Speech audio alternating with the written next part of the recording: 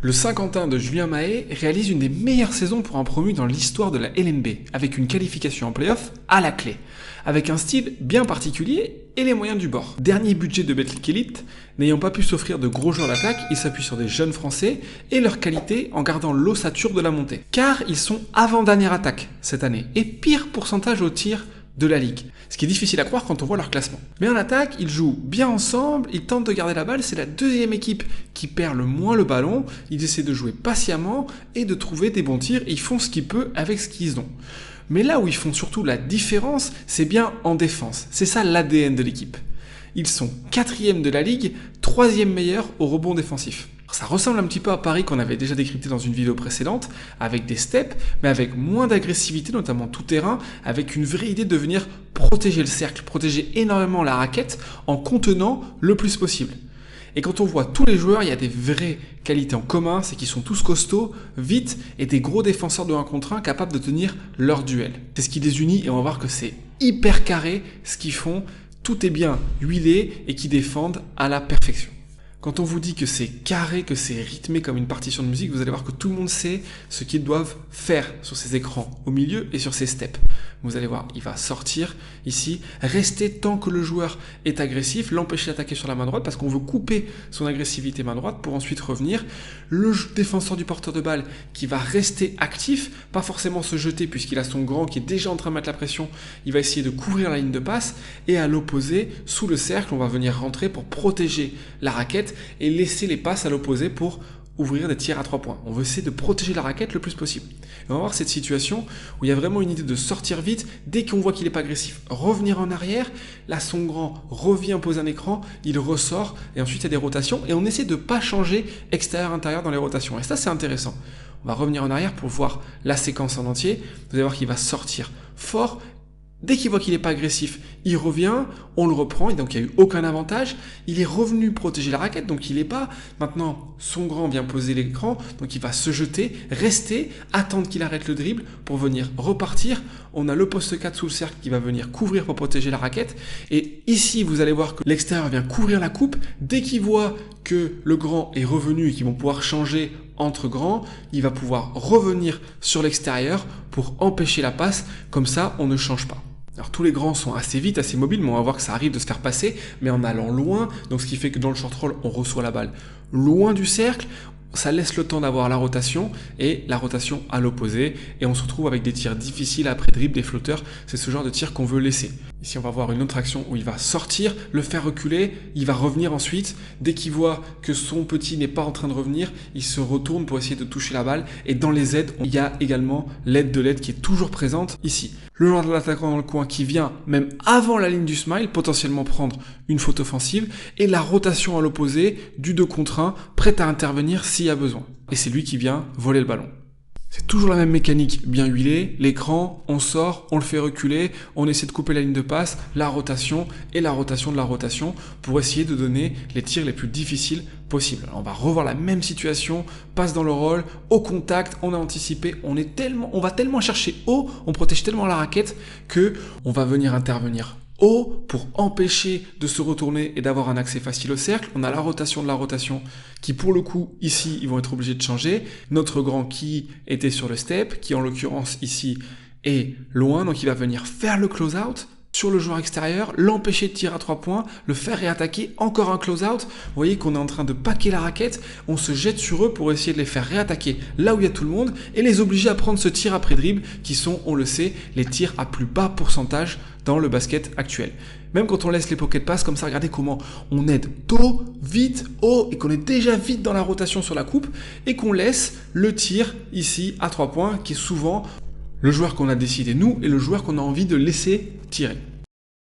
On va avoir une dernière situation, ici, le step, la rotation de la rotation. Et puis si on arrive à ne pas changer, c'est dans l'idéal parce que du coup on n'est pas déséquilibré au rebond.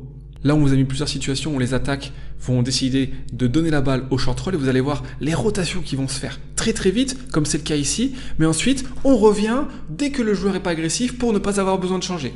On ressort et on se retrouve comme ça à sortir, retarder, revenir, compenser, à voir des 1 contre 1 et devoir simplement contrôler le 1 contre 1. On verra tout à l'heure qu'ils le font très bien. C'est cette idée-là. On sort, l'aide, je feinte et je me retrouve avec pas de changement, donc c'est bien mon poste 5 qui défend sur mon poste 5 et qui le force à avoir un tir difficile. On n'a pas d'avantage de taille. Écran, le short roll, on feinte, on revient, et vous voyez encore une fois c'est le 5 qui défend sur le roll. On va le voir ici une dernière fois. Le step, et quand on est obligé, là on vient changer parce que la passe se fait vite. Mais regardez comment on vient paquer la raquette, on vient venir aider et rendre les tirs vraiment difficiles. Si jamais on est en retard, parce que ça peut arriver sur les écrans, vous allez voir qu'ils vont s'adapter pour venir faire des protections. Ici, il sort, il voit qu'il va pas forcément pouvoir ressortir ici de l'autre côté. C'est pas très grave. L'idée principale, c'est de venir contenir. Donc, il se recule pour être bien positionné dans la balle dedans sur le joueur intérieur. On va le voir ici, encore une fois.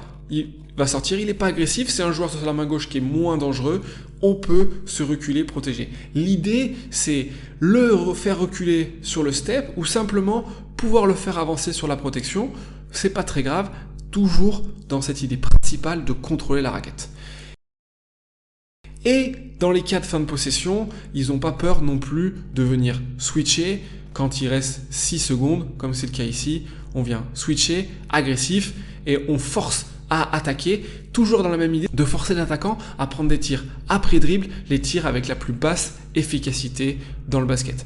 Agressivité, on le force à attaquer, il y a les aides, les rotations, puis également des cas particuliers, notamment sur les step-up proches de la ligne de fond, comme ça, où on peut essayer d'être agressif, rester sur eux, parce que on leur ferme l'espace. Quand on parle de fermeture d'espace, forcément on parle également de trap post-up, c'est-à-dire qu'on ne laisse pas jouer les post-up comme ça, vous allez voir que dès que la balle va aller dedans, on essaie de ne pas changer et on vient trapper, on vient se mettre avec le grand à l'opposé et toujours la rotation de la rotation qui vient prendre la coupe pour laisser la passe la plus difficile à l'opposé. Et de manière générale, les joueurs dans ce genre de situation ont du mal à couper, ils ont envie de recevoir la balle à 3 points, mais ils la reçoivent pas parce que c'est la passe la plus difficile à faire. Vous voyez, l'orientation est intéressante, ils sont vraiment 3/4 pour pousser ligne de fond, et le 4 qui est dans l'aide au cas où on soit en retard sur le step, il vient se mettre en position pour fermer, et les autres viennent aider. C'est magnifiquement exécuté, c'est une constante, vraiment regardez la position, il le pousse vers la ligne de fond, l'aide qui arrive, l'aide de l'aide, on laisse la passe au joueur qui a les bras écartés,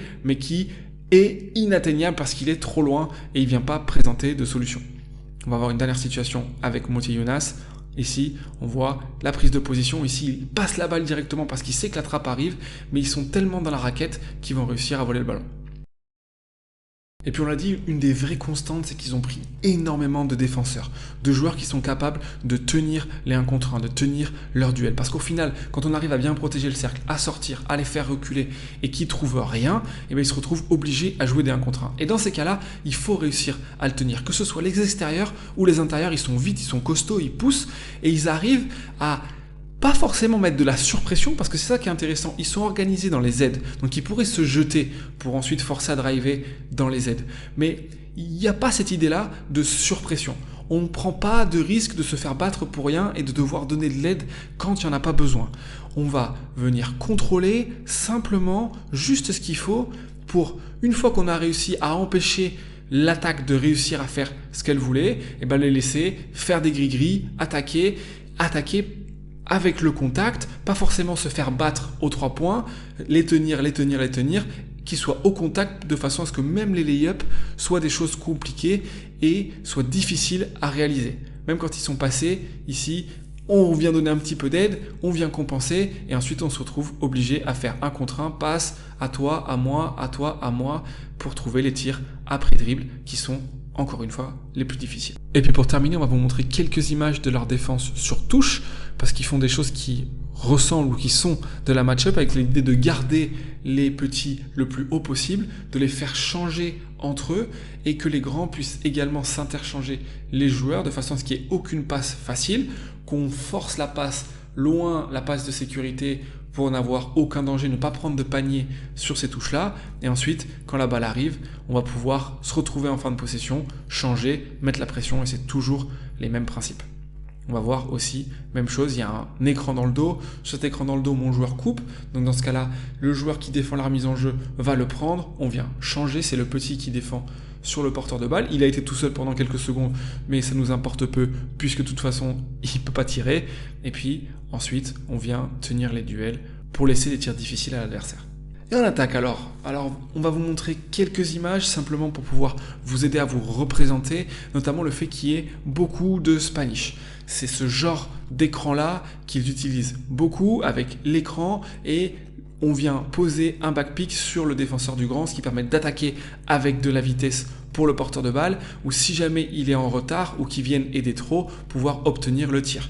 Ça, c'est quelque chose qu'ils font beaucoup, c'est au cœur de leur attaque, mais la vraie idée, c'est de tenir la balle le plus longtemps possible. De ne pas la jeter, on sait qu'on n'a pas les meilleurs shooters, qu'on n'a pas les meilleurs attaquants, mais d'être patient, de la tenir, de ne pas perdre la balle, parce que comme ça, on ne donne pas de transition défensive, on ne donne pas de panier facile à l'adversaire, on décide de rester sur ces principes-là, de contrôle du jeu, parce que la vraie qualité de cette équipe, c'est la défense. Et donc si on se retrouvait à venir jeter des tirs vite, on viendrait limiter notre capacité à faire des stops. Donc on décide de ne pas faire ça. Si on résume, en défense, les idées principales, c'est de venir contenir la raquette, de venir sortir fort pour faire reculer si c'est possible. Si c'est pas possible, on vient en protection.